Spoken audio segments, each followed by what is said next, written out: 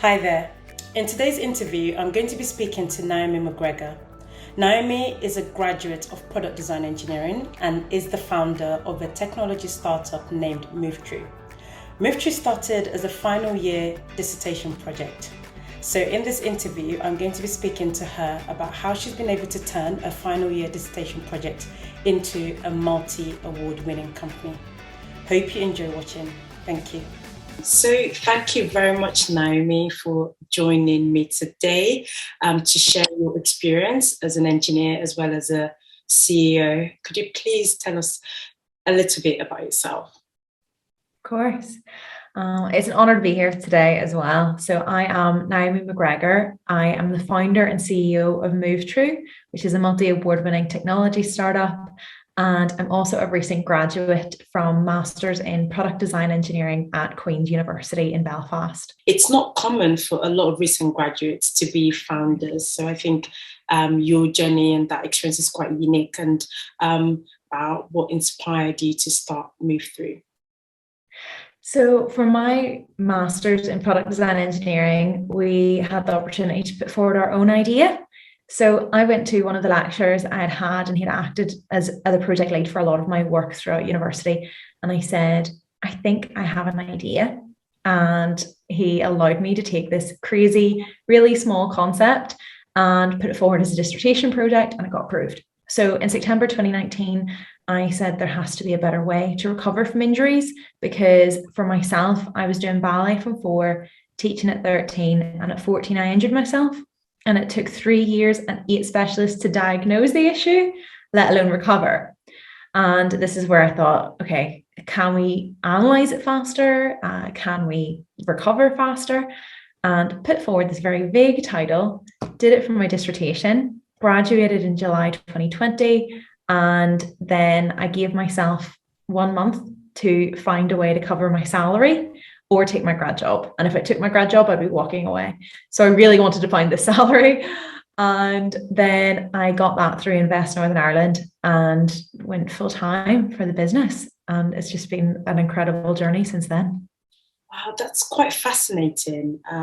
So you had this idea to do something different, for your dissertation. I'm assuming that your university would have provided options of topics that you could explore, but you decided, actually, I've got this great idea and I'd like to spend a bit more time, researching it.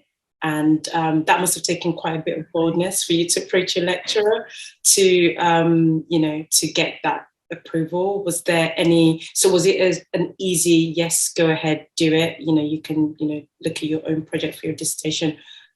Or did you have to do a lot of convincing? And if you did, how did you kind of put a case together? Well, I think because my lecturer knew me quite well, that I didn't have to do a lot of convincing, but I did have to say that there's definitely a gap for here. And I had to prove that there would really be 9 months worth of a full-time project in this. And I also knew somebody very well that had made their own project for the year before. So thankfully, I went around to theirs, had a cup of tea, and spent 3 hours panicking that what am I doing? I could just pick a nice proposal that's already made, and then the project can't fail, is what I thought. And then I realized, well, the project could fail whether it's proposed by the lecturer or it's proposed by me. And either way, I could do it, or I could do something that I'm really interested in. So that was my final decision of just, we can fail no matter what we do. So why not do something you're passionate about? That's really interesting. So you spent about 9 months, doing this, working on this project, finding out a lot more about it, and you graduate, and then you decide, okay, I'm now going to turn this into like a full-time, experience for myself. What led you, what along the lines or the journey of doing it as a dissertation convinced you that this was definitely worth taking further? From the dissertation, I did a lot of market research and saw, there's definitely a gap. There's a financial gap as well, that there's a certain amount of, if you had a private physio and if you can afford all of these luxuries, that yes, you can benefit a lot faster. But that was something that I wouldn't have had the opportunity for either.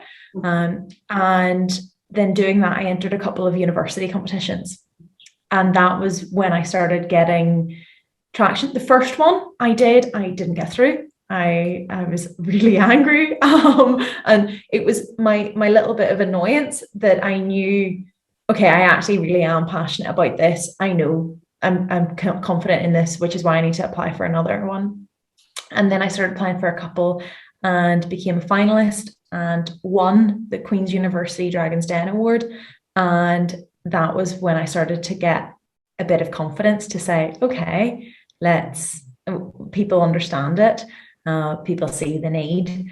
And it was from talking to a lot of people, because even during my dissertation, I had about 18 interviews with people from industry, physios, people that were in that tech scene. And overall, I just seen that people were very excited about the potential for Movetru, even at the very start. Right, that's very interesting. So what is the key, I guess, the USP for Movetru? Yeah, so right now I'm really emphasizing that it's the usability and the affordability. So for as soon as we start to launch, we know that we're going to target the elite market, and that's going to fund our ability to get medical grade approval. But then after we've done all that research development, software development, it will actually become quite affordable. And what we want to see is that it's available to any household. It's a reasonable price. It's something that you can get into your local club. And because of that, it's a really nice driver to know that it's going to be available for all, and like democratize the healthcare, that we can actually say, okay, we've went on this mission to allow everyone to get accessible healthcare for musculoskeletal disorders, and we've done it for that purpose. Interesting. So here you are, a solo female founder, young as well. You graduated only last year. Surely there must have been some obstacles in getting to where you are today. Yes, of course. Can you share some examples of those and how you've been able to overcome them as well? Well, without dwelling on any negatives, I have been turned down from accelerator programs or funding or competitions because of being told directly that you won't succeed because you're a solo female founder. I was raised to be very independent, and my mom actually owns a business that would be in a very male-dominated industry. And from a very young age, I watched her be asked, well, is the boss about, when she was the boss, just because she was female. So I was lucky that I had a really close role model I saw that we don't need to listen to it. We might hear it. We don't need to accept it. Right. So for that, yes, there was negativity. And of course, it can be quite upsetting that you don't get it because of your gender. There shouldn't be a barrier for any type of those. It should just be on skill. So I think that's why I really am passionate about highlighting what women in STEM can be. And then on the other side of that, I've had such positive feedback being a female solo founder, and I've had people reach out. I've been able to give a TED talk about it, and then got people reach out over Instagram and say, oh, we heard this, and I'm actually second year at university, and it really connected. So those are the moments that you really get a lot of inspiration. And I would say over the past year, the doubt has dropped in people a lot because I've been stubborn enough to keep going. Although it's nice to actually be able to help represent, and even being from a bit of gender bias, it's actually really nice to say, well, look, I'm still going, and we've raised a lot of money from grants and competitions, and we've been highly rewarded for it. That's really interesting. I love the positive attitude as well. Don't accept what the naysayers say, and embrace the positive comments, and just keep at it. Really, I think it's obviously clear that you believe in the idea, and I can imagine that that's played a huge role in allowing you to kind of rise above any sort of negative comments that you may have come across as well. So absolutely, I guess you'd say that believing in the idea is quite an important aspect as well for any, young or female founders out there. I think you have to be passionate about it, because anyone that does a startup or any form of business, it's really hard. Because you have to think about how am I gonna get in any form of payment, but whenever you actually have a team, how do you pay the team? And that's a really hard one that you don't ever stop thinking about. You always think, I have it until this month. What happens after that month? Because I can't afford, I don't want to lose them. And that is where I think your passion has to be. You have to be fully passionate about why you're doing it. I don't think you have to be passionate about the product exactly, because then you can ignore that what you're actually being told. You need to change the product in some way. So if you become too involved in what you think it should look like, you could ignore the warning signs, but you have to be passionate about the purpose. And for me, passionate about the fact that this has potential to really help healthcare globally. That's a really good point. So a lot of ideas need money. They need funding to actually become real things. So I really want to draw that key aspect out to talk about, because I can imagine that there are a lot of, young people, students, recent graduates who may be in your position who have, really great ideas, but just don't know how to go about it. You've mentioned a couple of resources that you've been able to use. So can you share a little bit more about your experiences in identifying these resources and also, utilizing them as well? Yeah, well, Twitter is the business best friend. Right. Honestly, I was not a Twitter person, and I was advised to get it. And then I realized that it's a very quick and easy way to find out about grants competitions, because they always retweet each other's as well. So I found out a lot about it from there. And I think it's any niche, you can find out a lot there. So it's only for business for me. I will not follow people personally on the business account, because I want the efficiency of being able to see it. And in terms of raising, it was hard.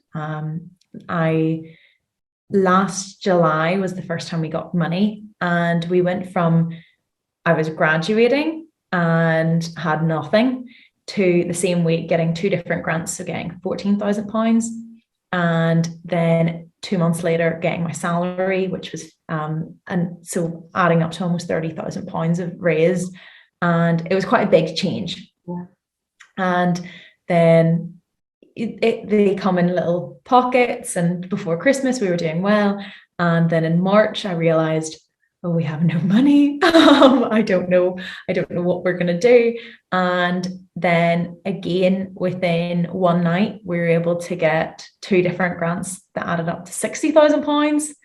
And within 2 weeks, we'd also got another third one.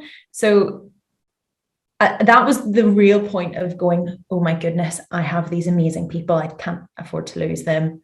What do I do? And then it all fell into place. And it was just a lot of hard work. And there was a lot of rejections for grants. And I think it's acknowledging that you're not going to get every grant, and that's fine. And not grant opportunities aren't for everybody. Some people should be going for VC. Some people should be asking friends and family, can you loan me some money? And for us, grant was the best route at that time. And then now going forward, we acknowledge that raising an equity round will be the next step, most likely, and that's okay too. So it's just being prepared that you'll get rejection applications, and then enjoy the high. Whenever the day that we got the 60k, I just put my laptop away and went out for lunch. I was like, that's okay, I'm going to go celebrate. That's a day to enjoy. So I think the highs are very, very high in a startup. Oh, that's awesome. Thanks for sharing that. So there are a number of different ways in which you can fund or generate funding. And yeah, sometimes it might change as the business evolves, but there are lots of opportunities out there. It's interesting. So I was just reflecting on your career, because you've gone straight from being a student to being a CEO, which is not the typical career path for most engineers or anyone out there. Usually takes a number of years to becoming, quite senior. How have you found this? And, were there any gaps that you had to bridge? And what did you do to bridge those gaps? I really enjoyed the push. I have to admit, I've always loved that leadership role. And I would say that a big benefit has been the leadership training I got within Queens University and also from the Royal Academy of Engineering.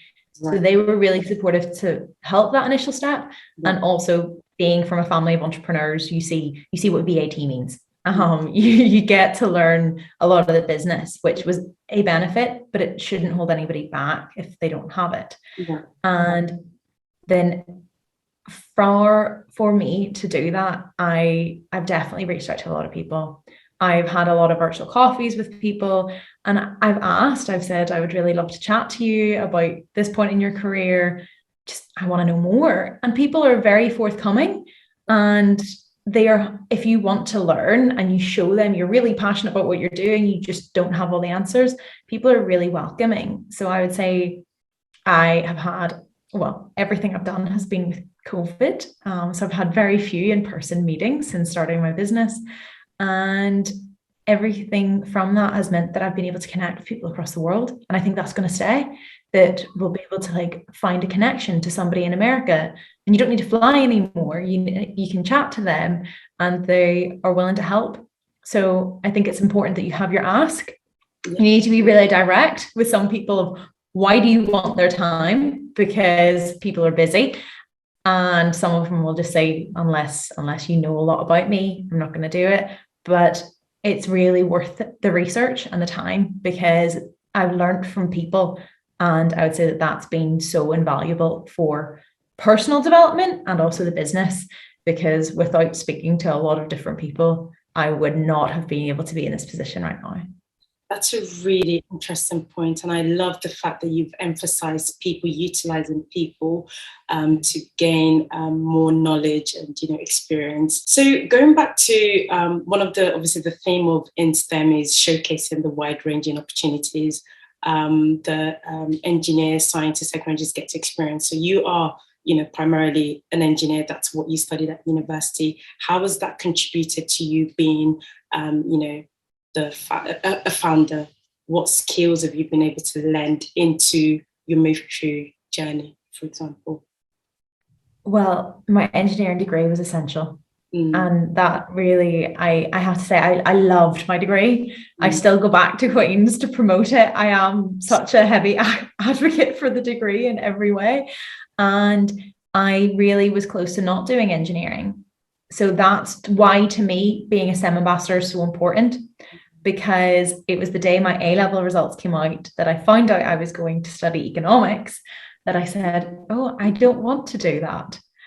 So I feel like we need the role models. People need to see that engineering is so much more than what's seen in TV shows and movies, and we're not just sitting on our computer all day not talking to anybody. I think that's so opposite to my life.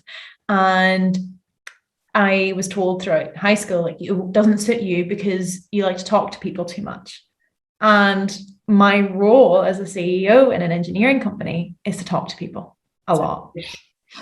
So I think we need to stop thinking of it as personality traits and start thinking of it as skills and what you enjoy. And I loved maths and I loved technology. And it was the technology background that was my sway to engineering. And without having the engineering degree, I wouldn't be prepared for my business. And knowing that, I again continue to advocate for engineering, because I have to admit, I just love engineering. I think it's an incredible subject in every way. And I continuously hear about different jobs in engineering that I didn't know exist.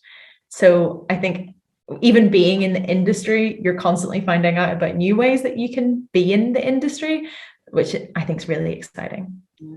I share your passion as well. And this is one of the purposes of Instant, to show the wide-ranging opportunities of engineering, which I feel a lot of people are not aware of. You know, like you said, they think, you know, there's only certain personality traits that kind of fit into the engineering field. But as you've mentioned, there's a key skill of an engineer is really interpersonal skills, which you've been able to utilize in advancing your business. So really love the points that you made.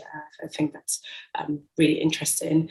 The final question that I have for you is for young females, young people in general, actually, not just females, but young people, because you are young, you know, you graduated in 2020 and you've been able to take on this huge undertaking, and there might be other people similar to you who have ideas, who have already probably even started working on them.